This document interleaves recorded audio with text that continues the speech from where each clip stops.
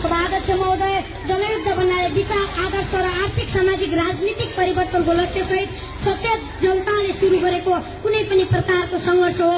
नेपालमा जनयुद्ध भन्नाले 250 वर्षसम्म विद्यमान एकात्मक साम्राज्यवादी सामन्ती सत्ताको अन्त्य गर्दै देशभित्रको आर्थिक, सामाजिक, राजनीतिक र मानवीय जीवनशैलीको युगान्तकारी परिवर्तन सम्भव तुल्याएको नेपाली जनता मार्फत सुरु गरिएको क्रान्ति हो। सभाध्यक्ष महोदय, विक्रम सम्वत 2046 सालमा बहुदलीय प्रजातन्त्रको स्थापना गरियो, तर लोकतन्त्र संस्थागत हुन सकेन। बहुदलीय प्रजातन्त्रमै सीमित रहन उपयुक्त नठानेपछि नेपालमा दीर्घकालीन जनयुद्धको आवश्यकता बोध गरी योजनाबद्ध रूपमा तयारी सुरु गरियो। जनयुद्धका तयारीका विभिन्न चरणहरू पार गर्दै विक्रम सम्वत 2052 साल माघ 22 गते नेकपा माओवादीले तत्कालीन सरकार समक्ष राष्ट्रियता, जनतन्त्र र जनजीविकाका सवाल उठाउँदै 40 बुँदे ज्ञापन पत्र बुझायो, तर सत्ता पक्षले उनीहरूको माग सम्बोधन गर्न तयार भएन। त्यसपछि विक्रम सम्वत 2052 साल फागुन 1 गते रोल्पा, रुकुम, गोर्खा र सिन्धुलीबाट एकैसाथ नेपालको इतिहासमा जनयुद्धको वास्तविक ज्वालामुखी विस्फोटन भयो, जसको नेतृत्व तत्कालीन नेकपा माओवादी र पुष्पकमल दाहाल प्रचण्डले गर्नुभयो। उक्त जनयुद्धमा हजारौं शहीदले आफ्नो ज्यानको बलिदान गरे, कैयौं घाइते, अपङ्ग र बेपत्ता समेत भए।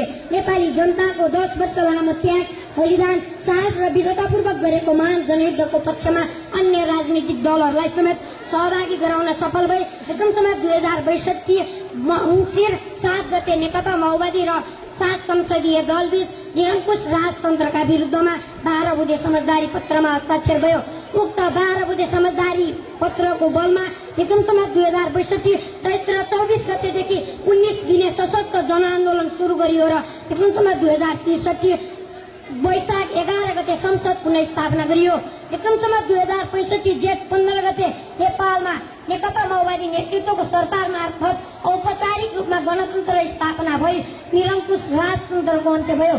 सभाध्यक्ष महोदय, संविधान सभाबाट निर्मित नेपालको संविधान 2072 संघीयता, गणतन्त्र, समावेशी लोकतन्त्र, धर्मनिरपेक्षता र समानुपातिक व्यवस्था महान जनयुद्धका प्रमुख उपलब्धिहरू हुन्।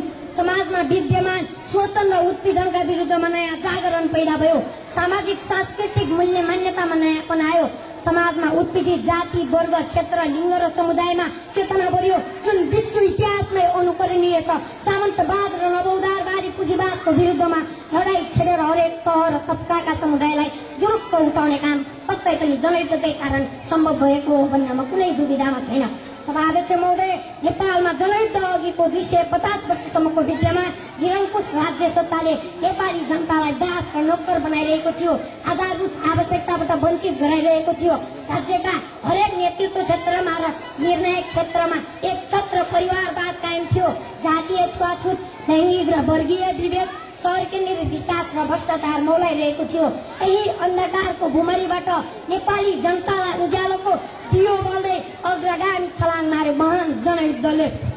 यति मात्र होइन सभाध्यक्ष महोदय, हाम्रो देशको आर्थिक, सामाजिक, राजनीतिक र भौतिक विकासको जग जनयुद्ध पछि नै निर्माण भएको हो र उक्त जगको आधारमा आज समग्र राष्ट्र चलिरहेको छ।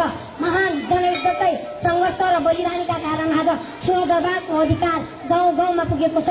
सभाध्यक्ष महोदय, संविधानमै आरक्षणको व्यवस्था गरी समाजमा उत्पीडित जाति, वर्ग, क्षेत्र, लिङ्ग र समुदायलाई माथि उठाउनु महान जनयुद्धको महत्वपूर्ण उपलब्धि हो। देशको सामाजिक, सांस्कृतिक रूपान्तरण मानव अधिकारको प्रतिबद्धता सहित मौलिक हक र सामाजिक न्यायको प्रत्याभूति भएको छ। राज्य सत्तामा आम नेपाली जनताका छोराछोरीहरूको सहभागिता हुन पाउने सुनौलो अवसर प्राप्त भयो। राष्ट्रको सर्वोच्च संस्था, प्रधान न्यायाधीश, सभामुख, राष्ट्रपति, मुख्य सचिव जस्ता पदमा महिलाहरू पुगिसकेका छन्। यी त केवल प्रतिनिधि घटना र उदाहरण मात्र हुन्। सभाध्यक्ष महोदय, यस्ता कैयौं दीर्घकालीन युगान्तकारी परिवर्तनहरू पक्कै पनि जनयुद्धकै कारण सम्भव भएका हुन्। सभाध्यक्ष महोदय, अन्ततः जनयुद्ध मार्फत प्राप्त उपलब्धिलाई संस्थागत गर्नु आजको प्रमुख आवश्यकता रहेको छ। हजारौं शहीद, घाइते, अपङ्ग र वीर नेपालीहरूको सपना साकार पार्नको लागि गम्भीर समीक्षा गर्दै देशको आर्थिक, सामाजिक, राजनीतिक र मानवीय जीवनशैलीको युगान्तकारी परिवर्तन सुदृढीकरण गर्न समन्वय र सहकार्य गर्दै एकताबद्ध र प्रतिबद्ध हुनुपर्छ भन्दै मेरा 2-4 शब्द यही अन्त्य गर्छु। हस्त, धन्यवाद, नमस्कार।